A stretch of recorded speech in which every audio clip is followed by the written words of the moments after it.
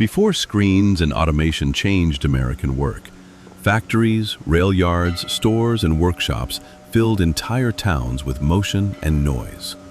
A whistle blew at the factory. Typewriters hammered in the newsroom. Freight cars slammed together in the rail yard.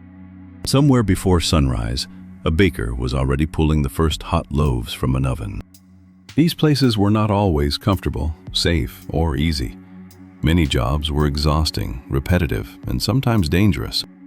But they shaped the rhythm of American towns, neighborhoods, and families for generations. Today, some survive in altered form, others have nearly vanished. And if you worked in one of them, you may still remember the sounds, smells, routines, and faces better than you remember what you had for dinner last week. Here are 15 American workplaces that once hummed with life. 1. The neighborhood grocery store. Before giant supermarkets and self-checkout lanes became ordinary, the neighborhood grocery store was a remarkably human workplace. Clerks stocked shelves, butchers worked behind glass counters, cashiers rang up prices manually, and delivery boys carried bags to nearby homes. Prices were stamped or marked directly on products. A cashier had to know the store well, work quickly, make change accurately, and often remember the customers standing in front of the register. Behind the scenes, workers unloaded crates, rotated produce, cut meat, swept floors, built displays, and kept a relatively small store supplied without computerized inventory telling them what was missing. Customers and workers often knew one another by name. A child sent in for milk might be recognized immediately, and the clerk might know which brand the family usually bought before the child remembered it. Modern grocery stores employ millions of people and require tremendous skill of their own. But the old neighborhood market belonged to a more intimate era of retail work, when the person behind the counter might also be your neighbor. 2. The factory floor. Long before automation sealed machines behind safety glass, the American factory floor was a world of motion, noise, heat, and human hands. Thousands of workers could pass through the same gates every week, carrying lunch pails and wearing work clothes that smelled faintly of oil. On an automobile line, each person might repeat one carefully learned task as a body moved steadily past. A missed bolt or delayed fitting could ripple down the line. So workers learned to match their movements to the pace of the machinery. The sound was part of the job. Presses slammed, motors whined, carts rattled over concrete, and supervisors sometimes had to lean close just to be heard. For many families, that noise meant something simple and important: a dependable paycheck. Factory work could be exhausting and dangerous, and nostalgia should never erase that. Yet those plants also created communities. Workers carpooled together, ate together, joined bowling leagues, and measured family life around shift changes and plant whistles. When a major plant closed, a town did not merely lose a building. Diners lost breakfast customers, stores lost steady shoppers, and generations lost a familiar path into working life. The silence afterward could feel almost unnatural. 3. The railroad yard. A busy rail yard once looked like organized confusion. Locomotives idled beneath clouds of exhaust, while switchmen, brakemen, engineers, clerks, and maintenance crews moved freight through a maze of tracks. Before computerized logistics could follow a shipment instantly, railroading depended heavily on people who knew the yard. They understood track numbers, switching orders, hand signals, timetables, and the small details that kept hundreds of cars moving safely. Night did not necessarily slow the place down. Lanterns and work lights cut through darkness, while couplers crashed together with a metallic impact that could be felt as much as heard. Railroad families often lived by unpredictable hours. A call could send a worker out while the rest of the neighborhood slept. Holidays, dinners, and weekends sometimes had to bend around the needs of the railroad. Many yards still operate, of course, but fewer Americans now live close enough to know their rhythms personally. For older generations, the distant horn was not only the sound of travel, it was the sound of somebody going to work. 4. The downtown department store. Before suburban malls and online shopping, a large downtown department store could employ an astonishing variety of people. Sales clerks, elevator operators, window dressers, stockroom workers, tailors, restaurant staff, delivery crews, and buyers all worked beneath one roof. The sales floor demanded a particular kind of professionalism. Clerks knew merchandise, remembered regular customers, wrapped purchases carefully, and often dressed more formally than many office workers do today. Behind the polished counters was another workplace entirely.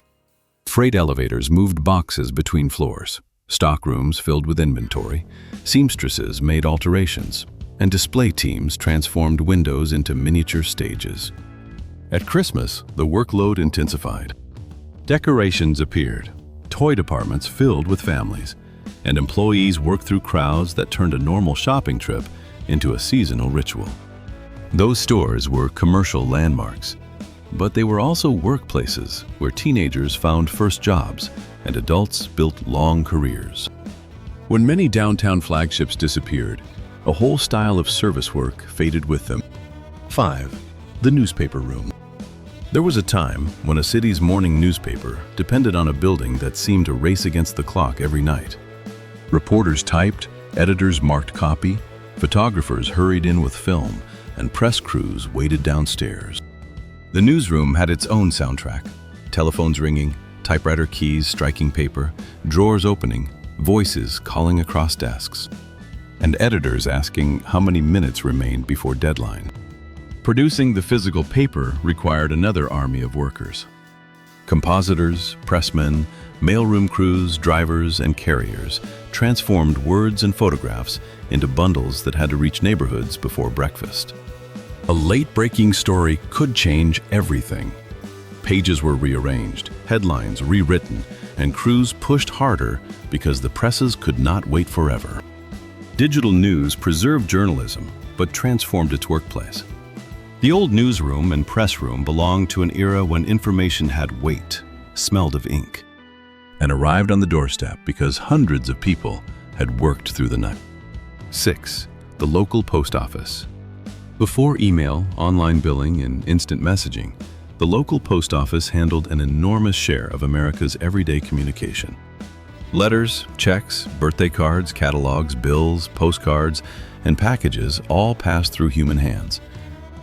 Inside, clerks sorted mail into cases, while carriers prepared routes they often knew almost by memory. Names, streets, apartment numbers, businesses, and recurring deliveries became part of a mental map built through repetition.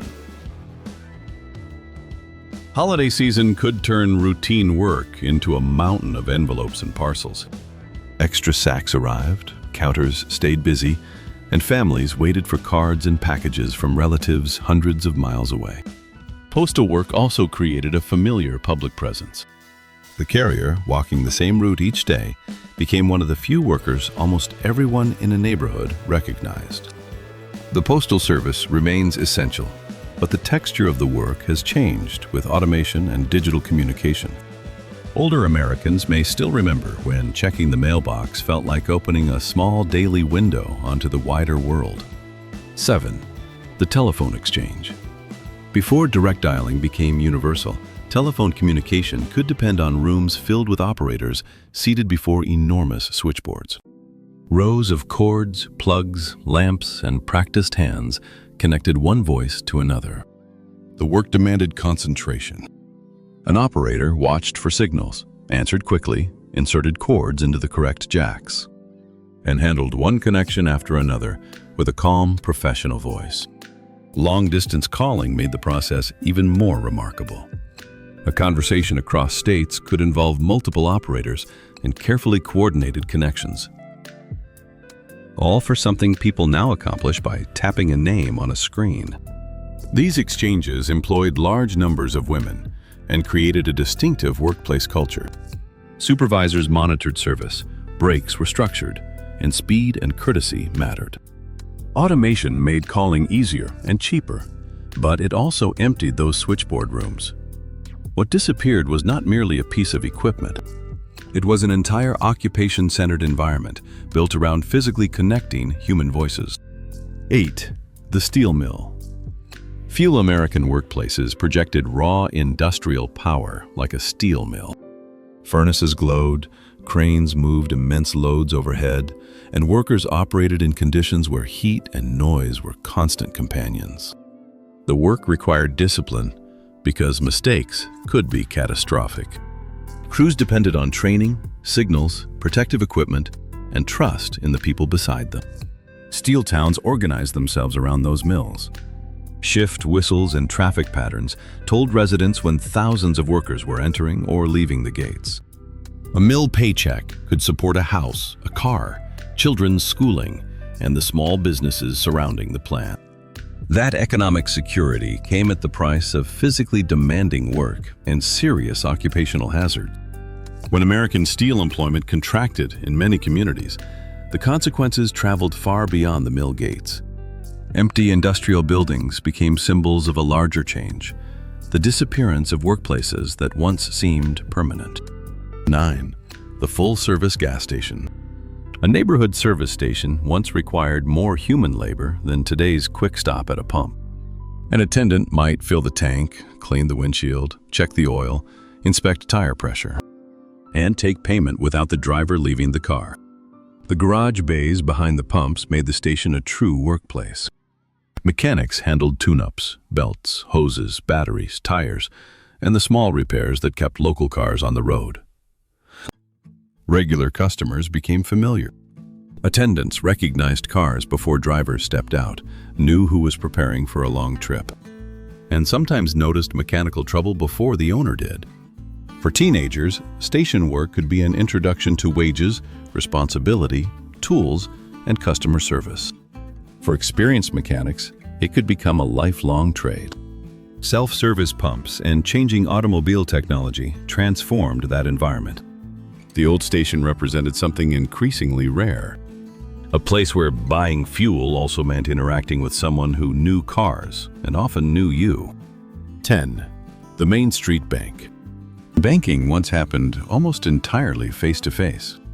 Customers entered a marble, tile, or wood-paneled lobby, filled out paper slips, stood in line, and handed their money to a teller they might recognize. Behind the counter, tellers counted cash by hand, balanced drawers, stamped documents, and processed transactions without the instant digital systems people now take for granted. Other employees handled ledgers, loans, safe deposit boxes, and mountains of paperwork. Accuracy mattered because correcting an error could require tracing physical records rather than searching a computer database. Small-town bankers and tellers often knew customers personally. That familiarity could make the bank feel less anonymous, although it also belonged to a financial system that was far from equally accessible to every American. ATMs, electronic transfers, apps, and online banking removed many reasons to enter a branch. The old bank lobby survives in places, but the daily choreography of paper, cash, stamps, and familiar faces is increasingly a memory. 11. The neighborhood bakery before dawn. While most customers slept, bakers were already working. Dough had to be mixed, shaped, proofed, and baked early enough for bread, rolls, and pastries to be ready when the doors opened. The workplace was warm, flour-dusted, and intensely physical. Large mixers turned, trays moved in and out of ovens, and workers repeated practiced motions while the streets outside remained dark. Timing mattered more than almost anything. Dough could not simply wait because a worker was behind schedule. The baker learned to coordinate several batches at different stages at once. By sunrise, the hardest hours might already be over. Customers entering for fresh bread saw a clean counter and full display case, not the night of labor that had produced them.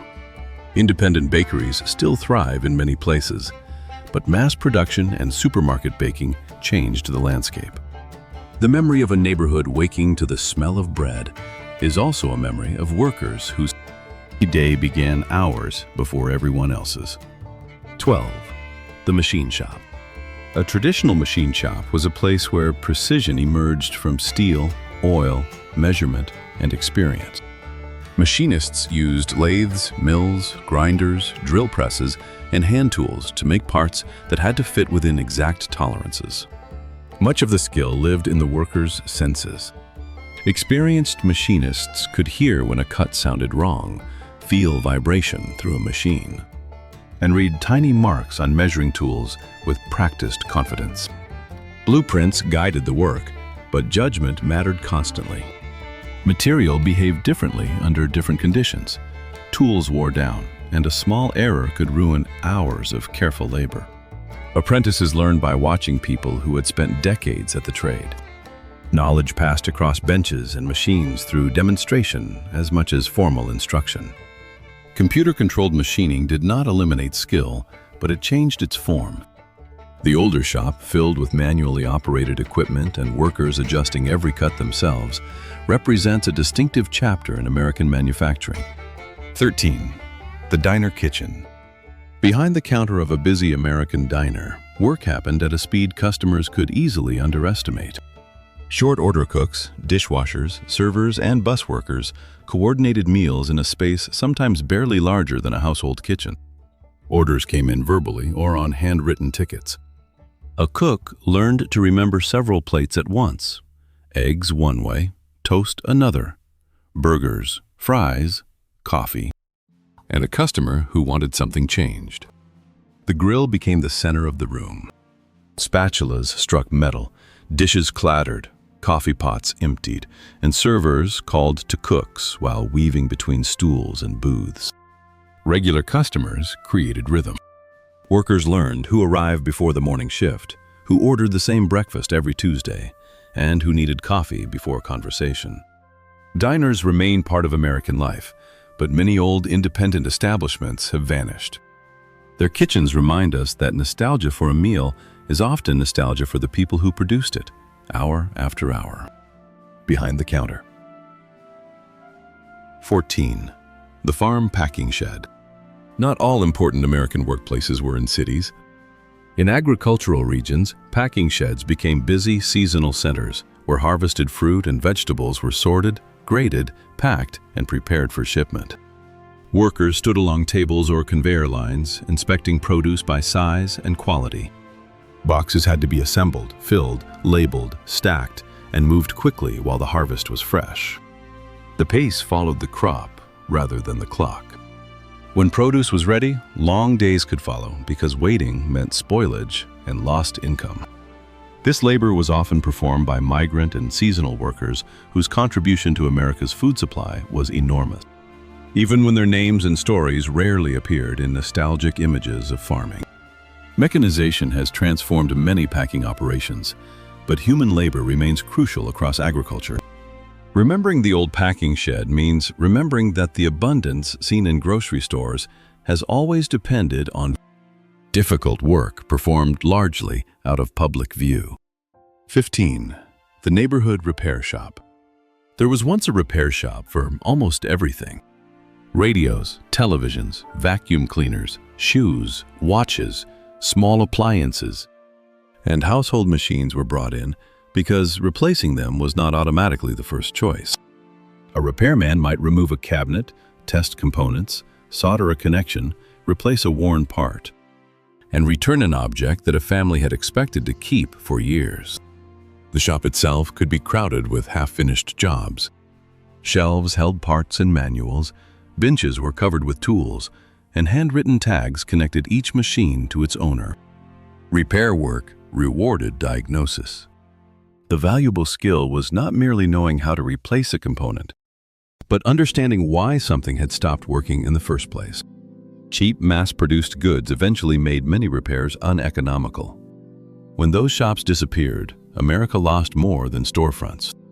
It lost workplaces built around the assumption that useful things deserved another chance. Those 15 workplaces tell a larger story about American work. Technology did not simply replace old machines with new ones.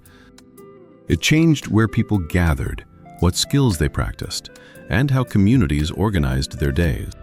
Some changes made work safer, faster, and less physically punishing. Others removed familiar jobs and weakened the connection between a workplace and the town around it. Both things can be true at the same time. If you remember one of these places, what stays with you most may not be the job itself. It may be the plant whistle, the smell of machine oil, the first coffee of a night shift, or the same faces appearing beside you every morning. And perhaps that is why old workplaces remain so vivid. They were not just buildings where Americans earned money. For millions of people, they were places where a large part of life happened.